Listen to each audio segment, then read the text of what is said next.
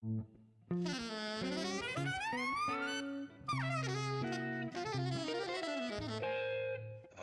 Jazz.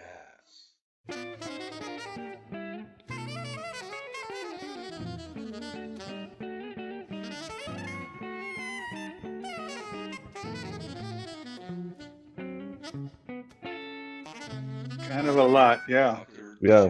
Jazz. But you know, it's a nice one to start with. Just to ask you, what have you done? No, I want to talk. I want to talk about what have I done. The last album I've heard of you, the quartet, and it's just, you know, it's amazing. Like again, the tunes you wrote, and I love. I mean, obviously Tom and Drew, I played with them, and I really love what they do with all your compositions, and Gary as well. But can you tell me a little bit more about the album, especially about your compositions? I tried to figure out. I mean, I've listened to your music for a long time, and like especially in the last one, I try to figure out, sometimes writing out lead sheets, Yeah. and I get stumbled many times with your mixed odd meters. And what's the story there when writing these tunes? Like, how did they happen? And the band, actually, also the quartet. Well, the quartet has been my quartet Yeah. for quite a while. The quartet I had before, you probably know it, Yeah, was with Fritz Pauer, yeah, and Drew Gress again, and John Hollenbeck. And so when I moved to New York 5 years ago, so 2017, I wanted to record a quartet, but start working with the quartet. And Hollenbeck doesn't live in New York City Yeah. anymore. And Tom Rainey and I go back more or less forever. So early 80s, already. Oh wow, late okay. 70s, early 80s. Oh, wow. Yeah. Okay. So we played a lot together. We were both relatively new in New York in the early 80s. And we played we just called sessions. You know, we would just go to different people's lofts and play. And sometimes originals, sometimes tunes, sometimes free, whatever. Each person, you know, can just decide, kind of go around the room. What do you want to play? All right.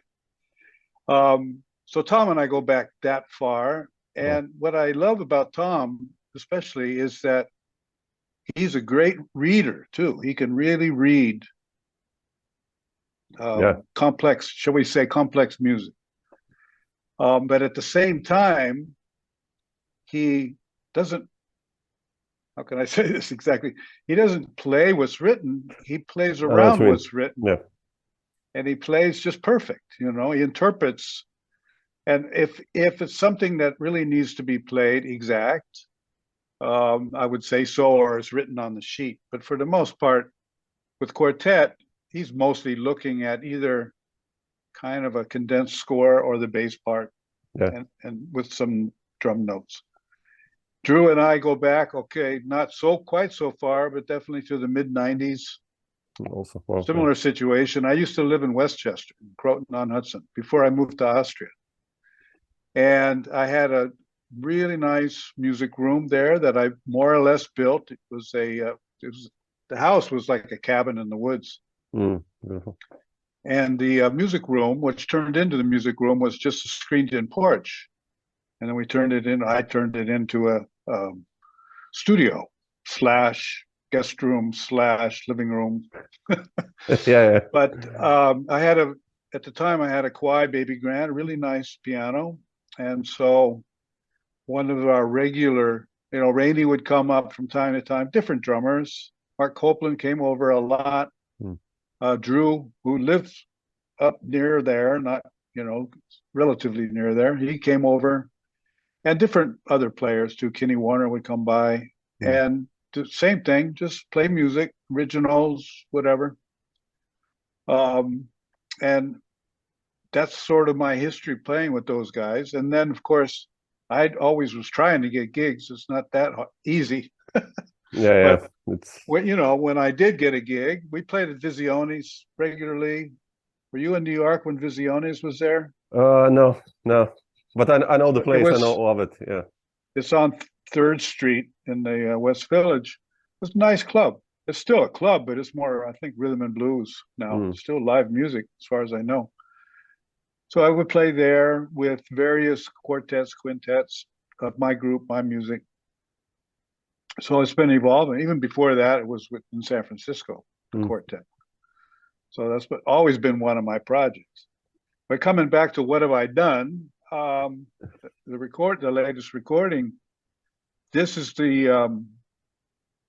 these are more or less my first call guys when I have a gig. I said more or less. It's not more or less. This is who I call first. But one of the reasons I'm in New York is that if they can't make it, there's still a big pool of players that can, that are world class. But luckily for the recording, which was done right in the middle of pandemic, so a lot of the composing was during the pandemic lockdown.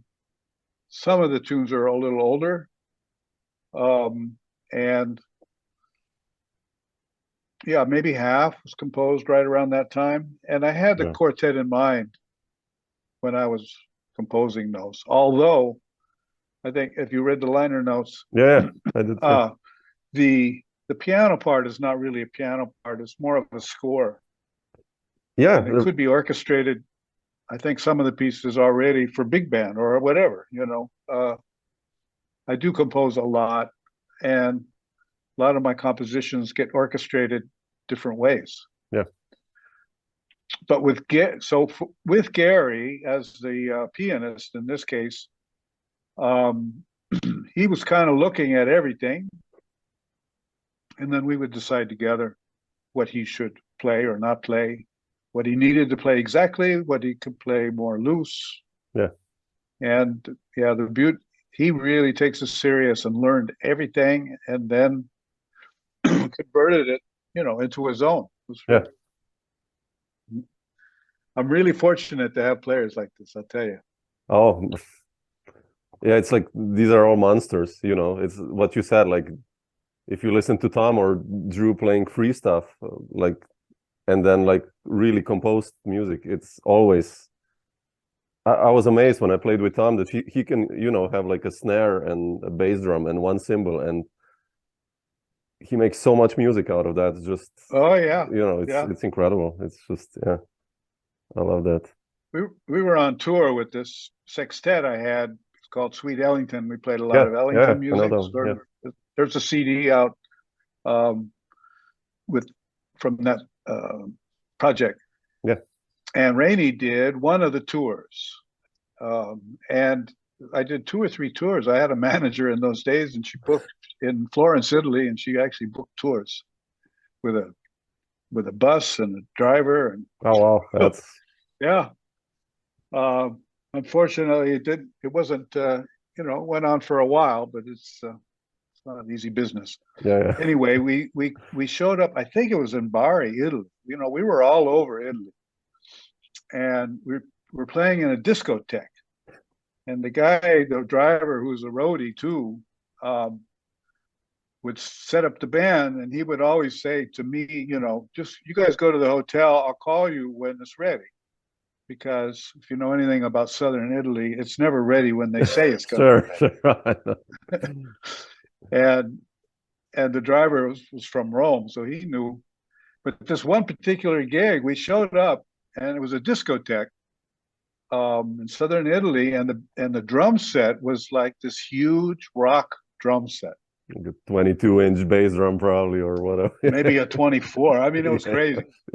And the tom top. So Tom Rainey, he took the floor tom, put it on the, turned it over, put it on the floor, and attached the pedal to it, and then made a simple hi-hat and snare, and he was good to go. He didn't even try to make the bass drum sound good. He just used the floor tom. So he was very ingenious in that way too, and without any attitude or anything, So we have a great time playing together, I have to say, and hopefully, or knock on wood, we just keep doing it. Yeah, definitely. Yeah, I love that. You always had amazing drummers in your bands. Like, I remember I played years ago with Hollenbeck, quite some, and he was like raving about your tunes. Like he was like, "Man, Ed is Really? the shit," you know, like he loved that stuff. So it's so you always have this really recognizable drummers, I think, all you know, who are when you hear them play like I don't know 2 bars, and it's like, oh, that's Rainey, that's Hollenbeck, That's right. I love that. And they're both completely different players, but Yeah. they know how to interpret my music. I mean, and they'll play it completely different, and both ways are perfectly, or are perfect. Yeah. So and Hollenbeck and I also, we played a lot together and did a lot of projects together. So we are a mutual admiration society. Yeah, exactly. That's like, wasn't that like Kenny Werner's album actually? I think it was actually Mutual Admiration Society. Oh, Anyway. really? It could be. Yeah. Could be. But you know, speaking of drummers, like rhythm seems to be such a strong part of your music, and I wanted to ask you about your writing process, about the idea. I mean, it's always about the melody. I still, you know, when I hear the trombone, of course, the trombone is playing the melody, but underneath, it's, you know, the meters are changing so much. Yet they're following the melody, but like, how do you write a tune like, let's say, Ridgewood or like Renate or like all these kind of more complex tunes? Like, how do you start with a tune like that? I mean, well, every tune is different. So I guess the simplest way to explain it is I start off deciding what my source material will be. So harmonic and melodic. So that's the very beginning. Or it could be first is what's the tempo and the groove. okay. Could be, but certainly those two things. So the source material, which could be a scale, it could be invented, it could be kind of traditional, you know, functional harmony. Yeah. But that I make those decisions before I write a note. And then, I have a sketchbook that I'm continually writing in. I was looking for it. It's here somewhere because I was just working. So every day I compose some stuff. Some bars. Yeah. Oh, okay. And always looking for something new, you know. And so a lot of that from that record was, I guess the easiest way to describe is constructed. So Okay. the pieces were constructed with different basic source material. So the one Chillin', which I wrote like in 20 minutes, I think, is just a Phrygian scale. Yeah. But that's their source material. Yeah, and it doesn't sure. modulate or anything. I mean, it goes to some other keys within the Phrygian mode. The other tunes have various other sort of harmonic and melodic, I'll call them manipulations, ways to construct. And then, so I'm always, even today, just this morning, I was constructing some new things, new to me at least, new structures. So I use modern classical composition devices, techniques. That's where I go mostly, but not 100%. And that one tune called Acclamation Park. Yeah. That was it was actually it's a psalm in 3/4, but originally it was for a movie score and was supposed to, it was like a jazz waltz. But I didn't use it in the movie. And so I was in Brazil and decided to turn it into a samba in 3. And there's not that many sambas in 3. No, exactly. But it's nothing totally unusual. Yeah. I think Hermeto Pascual had some sambas in 3, and that goes way back. Anyway, that is functional harmony, I guess, more or less, with a lot of upper extensions that are not so common. Yeah. Like you mentioned writing. Like, since when do you compose music? Like on this daily basis, like as a kind of almost like a meditation or practice? Like, when did this begin? Except for the kind of almost part, yeah. Yeah. Hopefully it is It is a meditation. That's or a type of meditation. Yeah, definitely.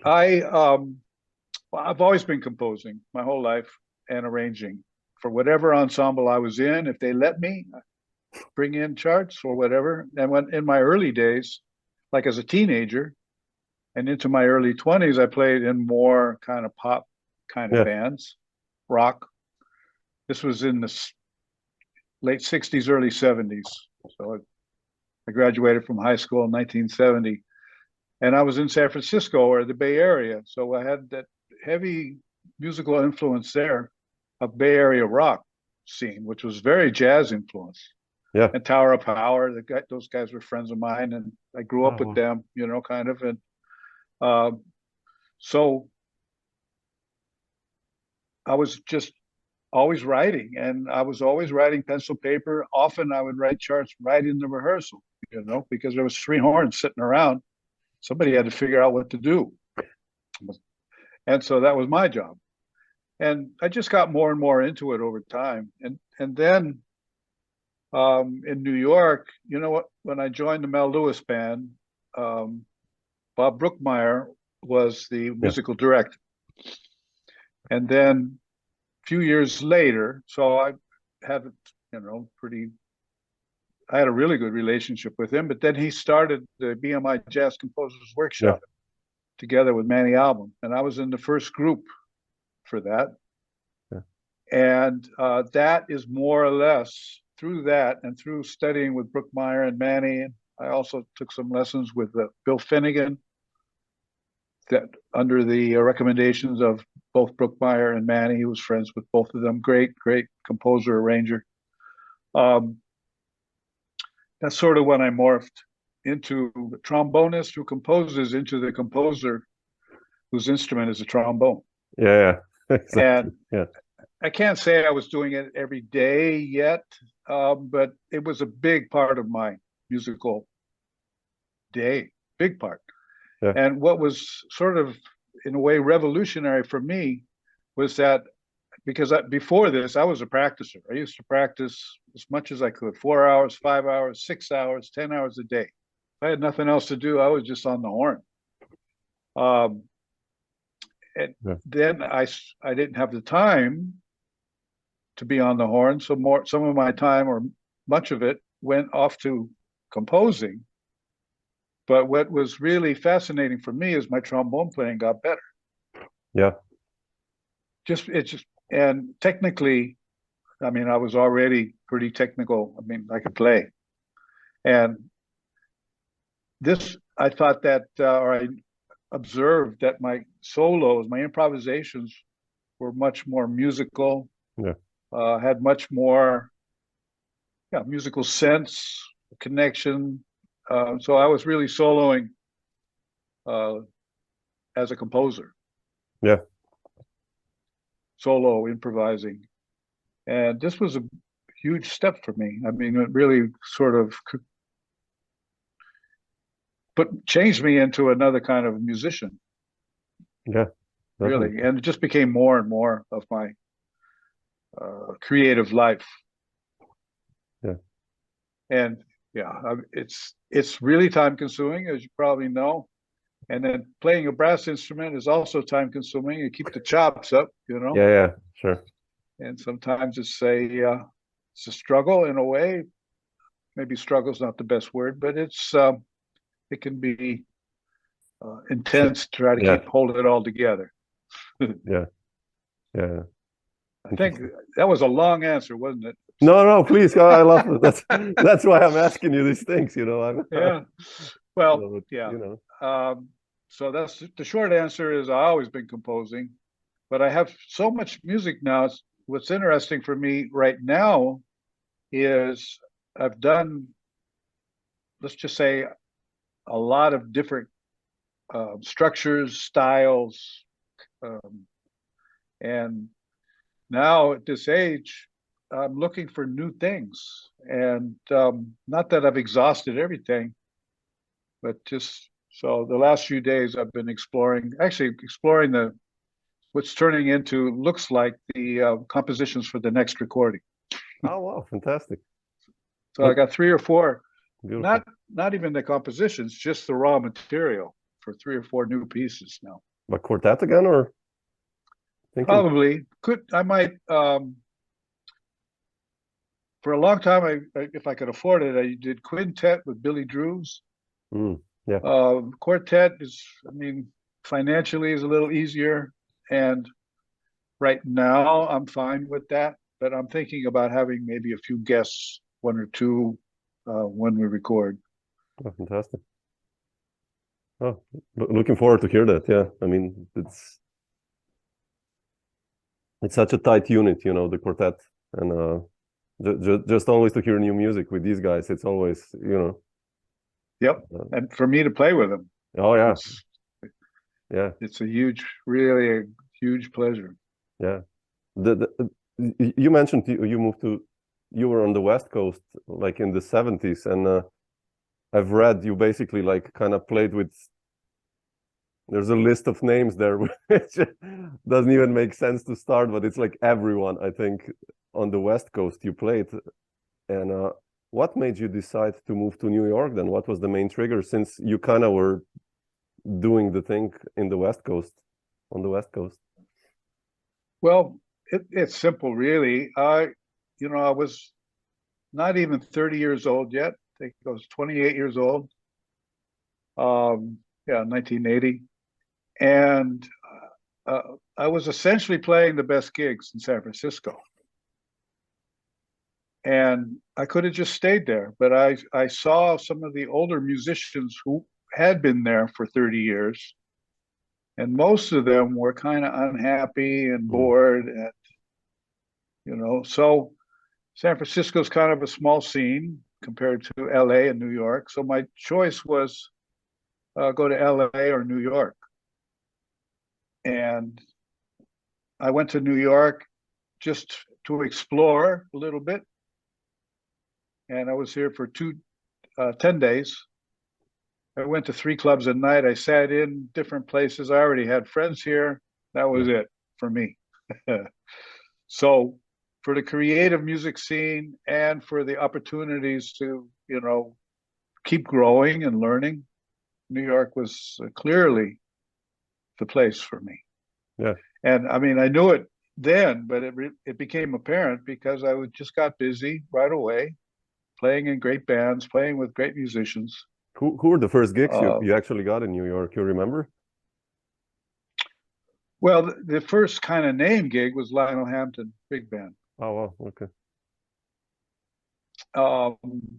And this was a great band too. And my section mate in the trombone section was Curtis Fuller, and Frankie Dunlap's playing drums. Oh, wow. Okay. Steve Slagle, was a great band, and so that was my very first gig. And then I went out with Buddy Rich for about 3 months. That was on the road. Wow. Okay. And also a great band. And then when I came back from Buddy, went back out with Lionel Hampton for a while. But this time they called it the All Stars. I don't know why I was on it, but me and Buster Cooper and Garnett Brown were the trombones. And yeah, Woody Herman, it was crazy. Yeah.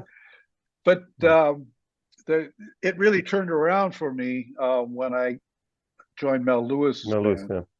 So that went from Buddy Rich and Lionel Hampton to Mel Lewis. And soon after I joined the Mel Lewis band, I joined the Duke Ellington band with Mercer Ellington conducting. Yeah. Wow. And then, more or less within that same year or so, I joined Jerry Mulligan's band. So it was going pretty good. And then I was doing a lot of freelance work around New York too. Everything from record dates and movie dates and whatever. Yeah. Whatever a trombonist does, if I was free, available, I go do it. Yeah. Did you also do like this more creative stuff in small groups, like in the 80s already, or not? Oh yeah. Well, that was the more jam sessions or session playing, and then my first recording as a leader was in the early 80s, and it was me and Joe Lovano and Buster Williams and Mike Clark and Onaje Alan Gomes on piano. And I got a grant to do that, and I never released it. I sent it around. Oh, wow. But because I was playing with such heavy cats, I felt like, and that was my first experience as a band leader in a recording studio. And I even had a producer. I had, a budget, a little budget, but a budget to pay everybody and pay the studio and do everything. And then in the end, I did send it around, and I started getting the comments I've been getting my whole career. The avant-garde records labels, they said, yeah, we really love it, but it's too mainstream. And then the mainstream record labels go, oh, we really love your music, but it's too avant-garde for us. And that's been sort of an ongoing theme. That's why I started my own label. Yeah, I wanted to ask you about your label. Yeah. But so that was a great experience and really a great learning experience. And then right around that time, I would say mid-'80s, I started trying to book as many local gigs as possible. And I was playing with a few other people, but mainly we were just playing for each other, and like I said, I had a loft. We would play maybe twice a week there, different people. And then I would go to other friends' lofts, all great musicians, and we would just play. So it was really a training ground in a lot of ways. And then once because a few things happened. Number one, I'm playing in name bands, and my resume looks pretty good, but no jazz club really cares about that too much. And then working as a sideman, you start to meet the people that are booking. So once Smalls opened, I started playing there, and I took like Visiones, and I would just try to get gigs for myself, Cornelia Street Cafe. And I didn't really start doing the creative thing more serious until I started touring in Europe as a soloist. When was that? The first time? Very first one was 1992. 92, okay.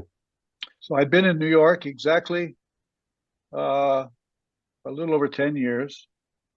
And I'd been in Mel Lewis band for 10 years.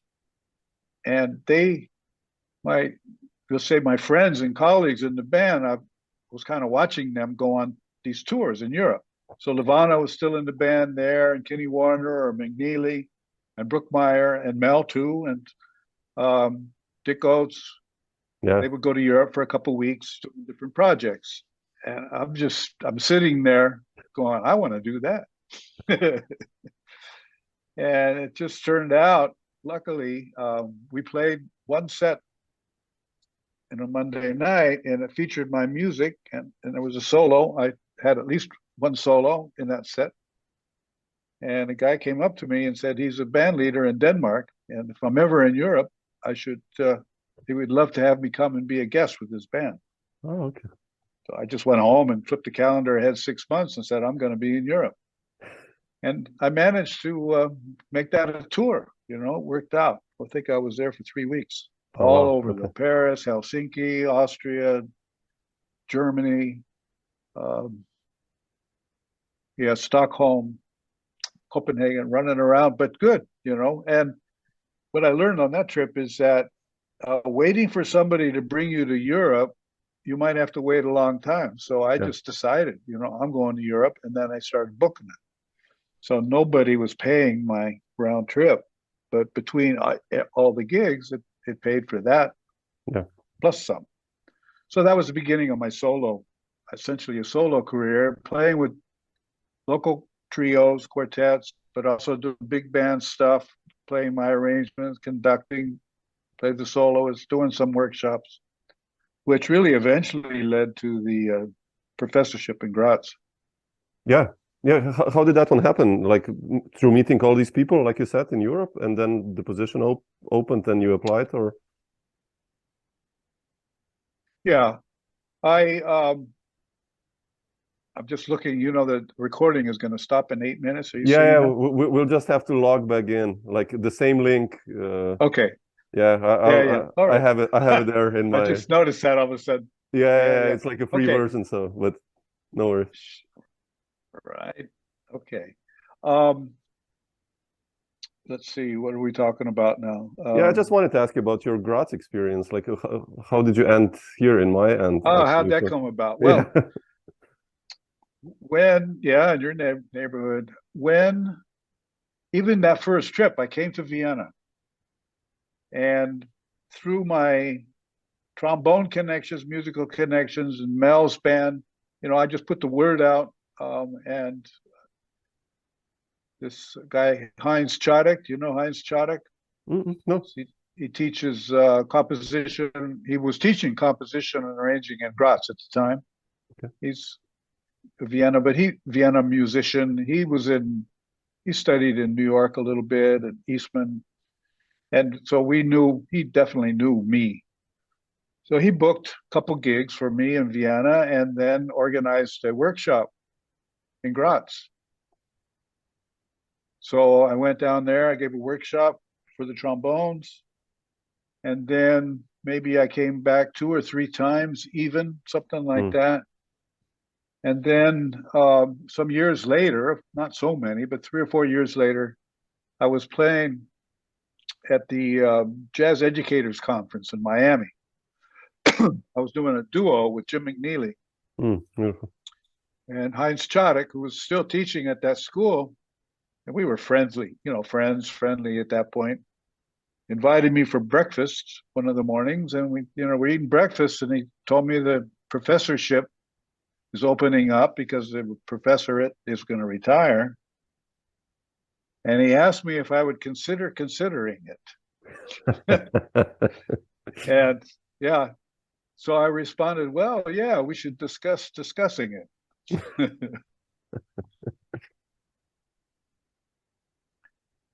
And it took some time, but they started bringing me more and more often as a guest professor and doing workshops and a guest. And of course, I had to audition like everybody else, but ended up with the professorship. Interesting. Did it make it? Was it then easier for you being located in Europe, like kind of in the heart of Europe, for touring plans, like with your quartets and with your groups, like? Well, in some ways it was easier. In other ways, it was more complicated because certain venues decided that they didn't need to pay me like they paid me before because I was a local guy now. Yeah, okay. And this story, yeah, okay. That became, yeah. So, but I did tour with my quartet, and that was with Fritz Pauer, Drew Gress, and John Hollenbeck. We made at least 3 tours, and pretty good tours, but I had to essentially finance it myself and tried not to lose too much money. The life of the band leader. The band leader, yeah. But we did make 2, more than 2 recordings, and there's another one coming out. That's sort of a compilation. It's called Explorations, with the same band, with some of that band, and also some with the current quartet. That's going to come out in March. Fantastic. So every time we toured, I went into the studio at least one day. So if we had a day off, I was following the examples of the Ellington band. That's what he would do. If he had a day off, he would, no matter where he was, he would just find a studio and go in there and record. Yeah. And so that's kind of what I did. If it wasn't too grueling as far as traveling goes. Yeah, I know what you mean. Days off, I had to pay for everybody anyway. And so we went in the studio and played, and I'm really glad we did. I recorded, I mean. Yeah, I love that quartet. It's such a nice band. It's, one of your... Yeah, we're actually preparing a Fritz Pauer. Oh, really? We're preparing a Fritz Pauer tribute next October. I think it's the 29th. We're going to do 3 days at Porgy and Bess. It's not clear exactly what we're going to do. And it's not even clear exactly who we are, except that I'm involved, and Hans Strasser, who's Fritz's longtime bass player. And yeah, I'm kind of just telling you to get it out there in case some people have some ideas, because it's Fritz Pauer, a lot of people don't really know the very underrated breadth of his work. very but underrated. He wrote for string quartets and big bands and orchestras, super prolific, and should be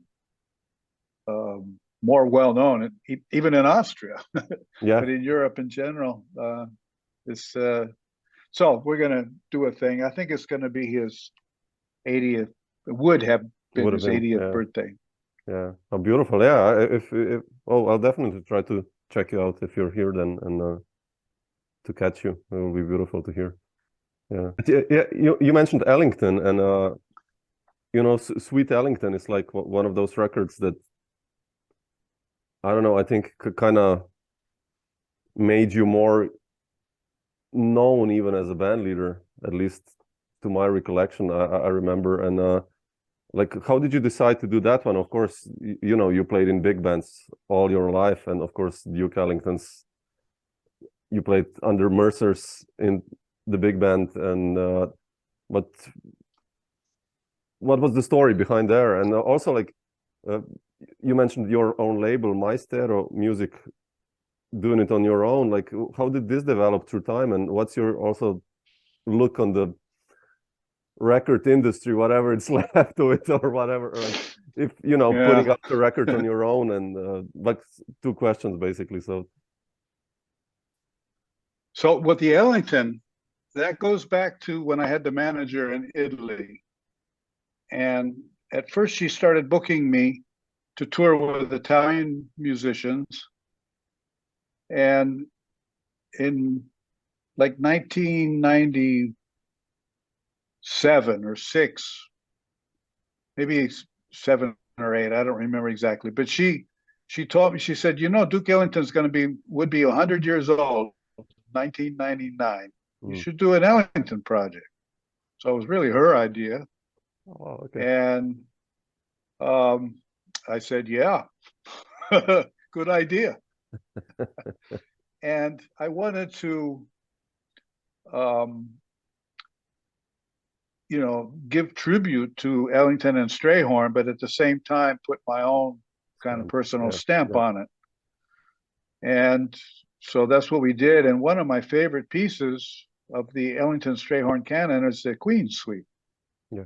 So that jumped right away into the program.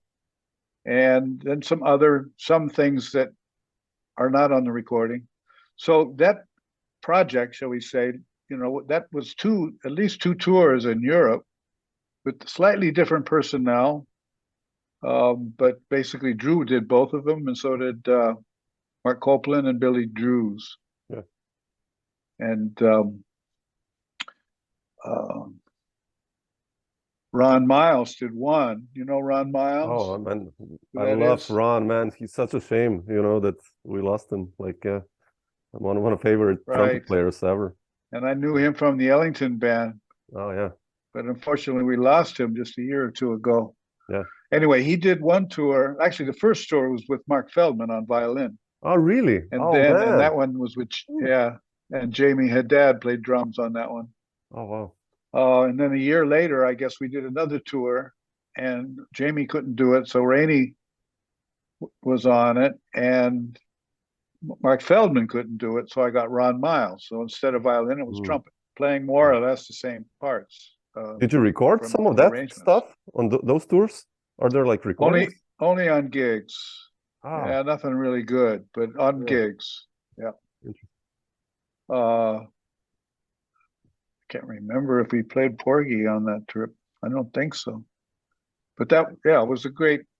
And then while I was in Graz already teaching, I had the opportunity to do a concert there at the, I'm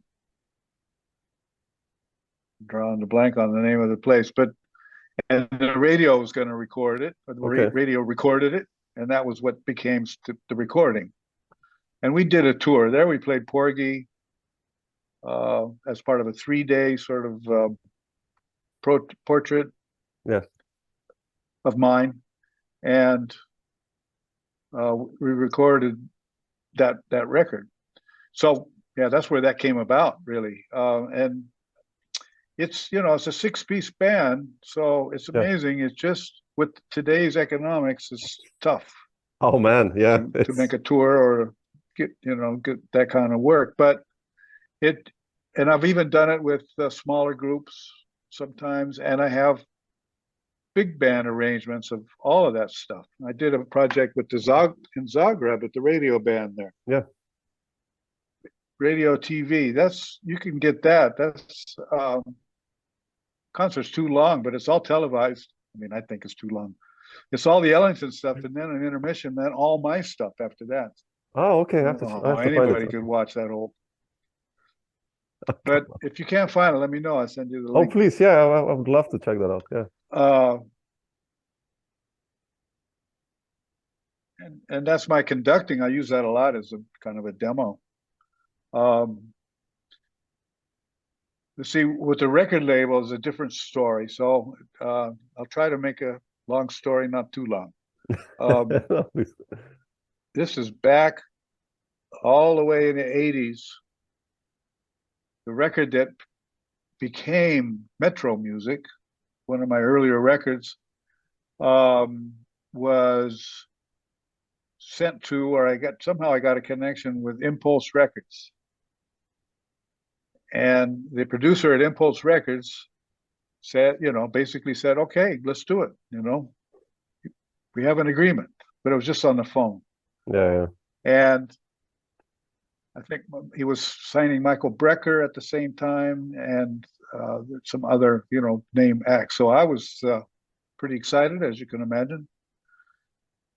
And he said, I'm coming to New York next week.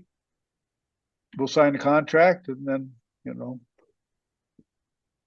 go.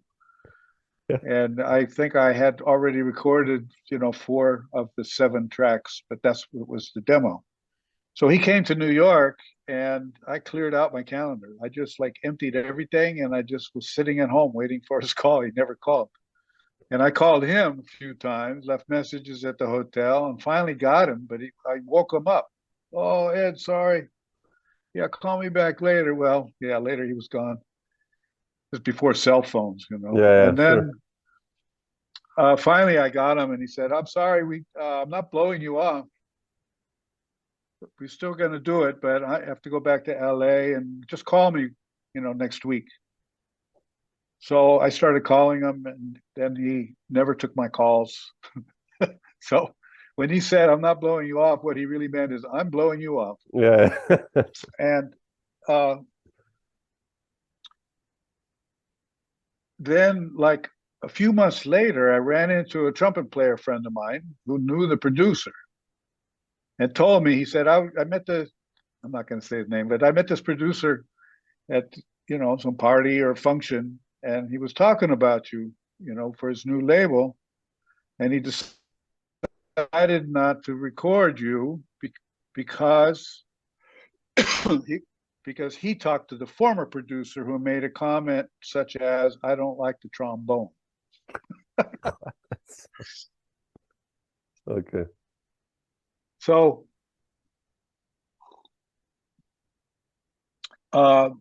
and I turned down another record deal in between, in the meantime, for a small label, but would have been a record. I turned that down. So I just decided to do it myself, not deal with these people. Yeah. Although I did release that on the small German label called Timescraper, which went out of business, of course, the day after the record was released. But in the meantime, I started my own label, and it's an official label, whatever that means, and I can apply for funding as a label, Yeah. And so I get some money from time to time to help fund projects, and I just apply for grants and use my own money, and just keep doing it. Yeah. Nowadays, record labels don't make any money. I don't know, you know, nobody buys CDs, and streaming services don't really pay anything. So it's something we have to do. Yeah. And I love doing it. It's great to document. But as far as making money with it, unless you get a hit some kind of way, Yeah. my music is not exactly a pop hit material. Yeah, if you have like a 17-16 in there, then yeah, it's Right. what is this? Is but no, but when you compare like now to when you started with your own label, you think it's now, in a sense, easier because of this Bandcamp options or whatever options we have on the internet, or do you find it harder now to promote or release an album? Or it's basically the same. It's just a lot of work. Yeah. I finally, have a good publicist now, which is really important. And it's important for me. I need some kind of team, I can't do everything myself. Sure. So having a good publicist really helps. And then there's, airplay, radio publicists. Most of that, all of my business is mostly in the States. So I don't really have too much in Europe in that regard. Yeah. It would be nice, but that's just more work to do and more, more work to do. Yeah. More money to spend and more work to do. Exactly. But it could happen, and I play, with Carl Ratzer a lot. So yeah. He's kind of right now my European connection for gigs. And I've actually started thinking about, and I want to start playing more concerts myself. Teaching has taken over a little bit too much of my energy and time. So the usual finding the balance, between teaching and playing and composing. Yeah. Do you have plans like to bring the quartet maybe? I can compose with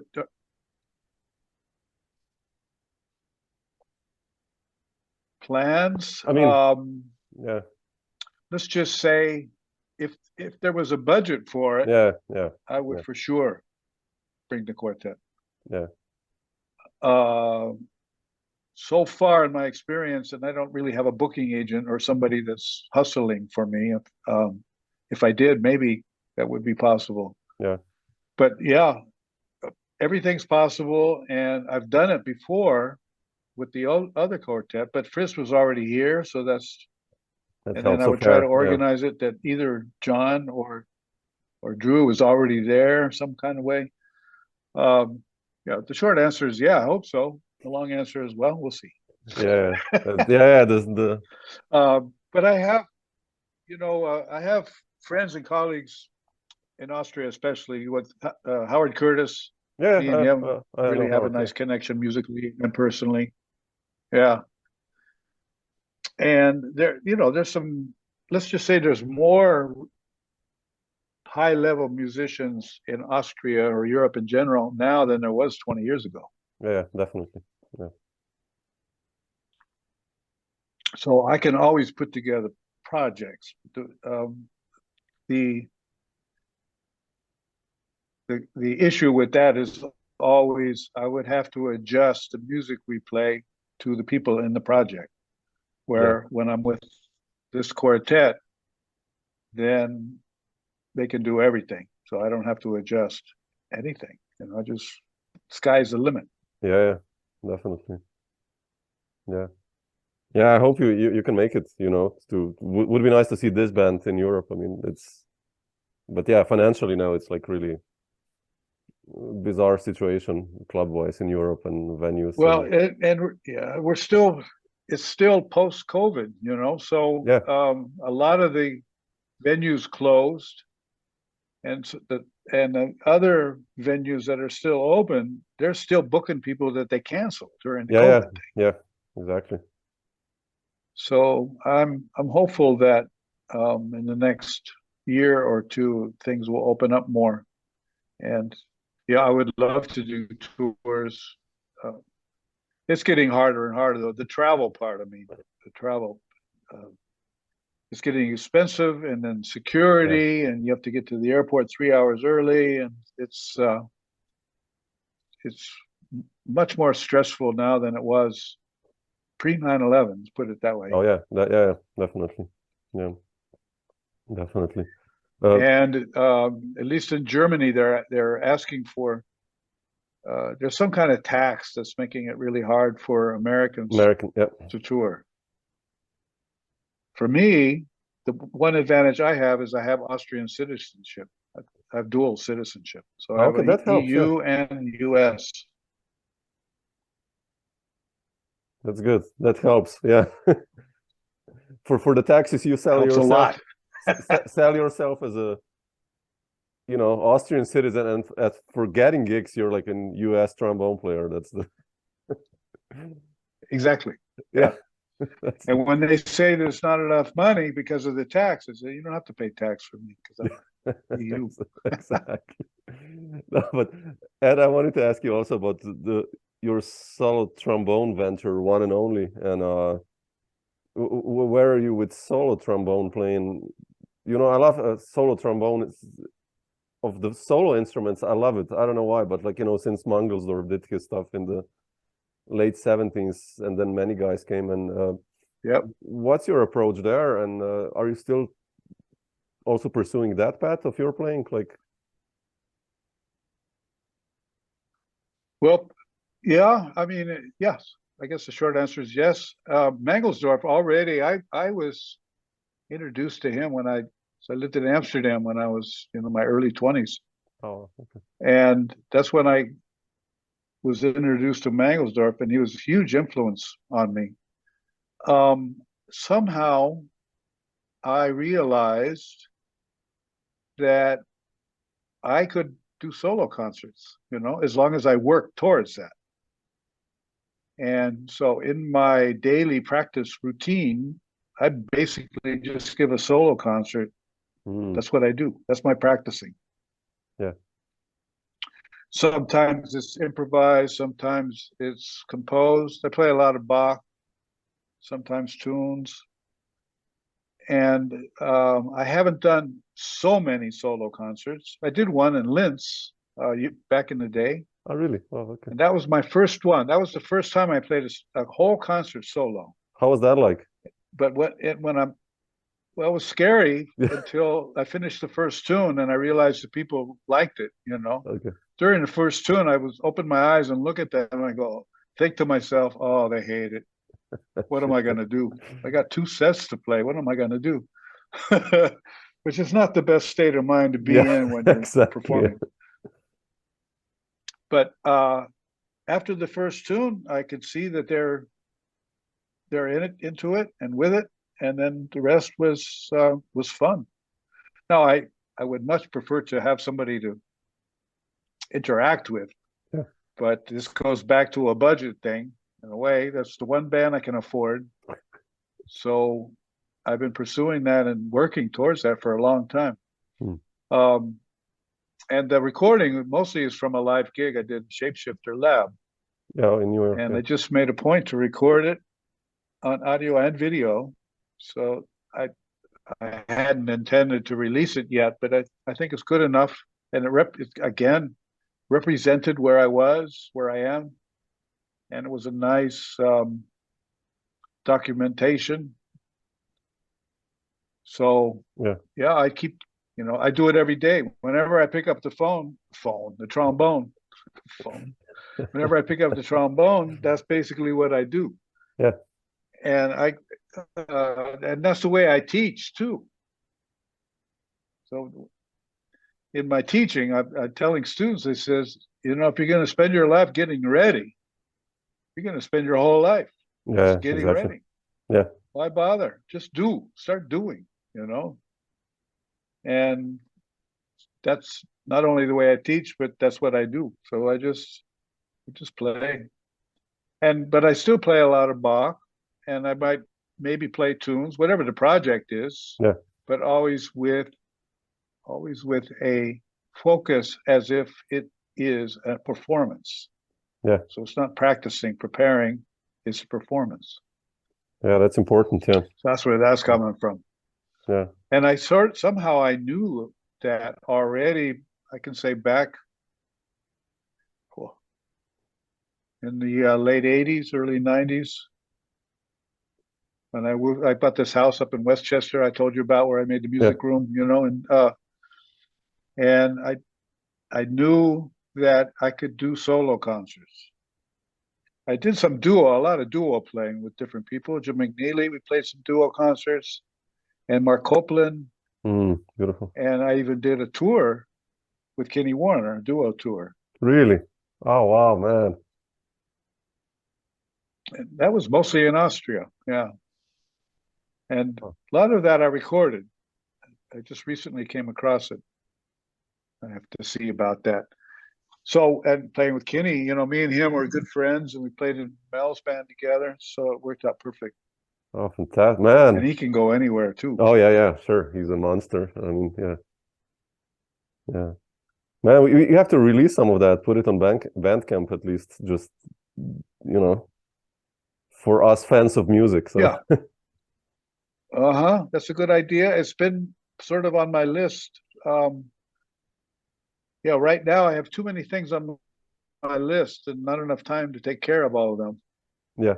That goes back to my having a team. So I do have a new assistant helping me, and that helps a lot. So hopefully that's going to last for a while. Yeah. I mean, speaking of all this list to do, you mentioned already you're writing music kind of with the idea of a new quartet or quintet, but thinking of releasing like a compilation of the Hollenbeck, Fritz, and Drew album, kind of, quartet. But like, what are the plans for the upcoming months or weeks, like gig-wise or project-wise? Like, well, I have the jazz orchestra, my newish jazz orchestra in New York. So I already started looking for money basically to record that. We played at Birdland last April, May.